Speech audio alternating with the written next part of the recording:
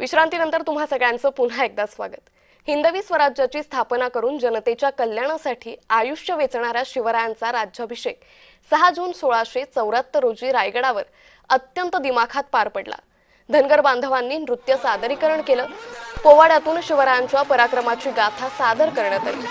भिवंडीतील शिवक्षेत्र मराठेपाडा येथील शिवरायांच्या मंदिरातही राज्याभिषेक सोहळा उत्साहात पार पडला।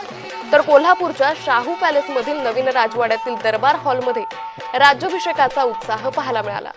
तर ही 5 दृश्य आपण पाहतोय। आज राज्यभरात शिवराज्याभिषेक सोहळा हा दिमाखात पार पडला।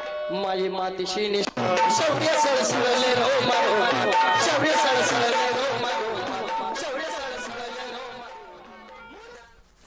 शिवाजी महाराजांना वंदन करण्यासाठी आपण सगळे इथं आलो। मला अजून एक भाऊक बोलायचंय, ते म्हणजे शिवाजी महाराजांचा मी विचाराचा रक्ताचा वारस राहायचाच म्हणून मी या शिवभक्तांना सुद्धा मला आज वंदन करायचंय। अरे हे साध्या पुढाऱ्यांचे हे कुठल्या कार्यक्रमाला सगळे आलेले नाहीयेत।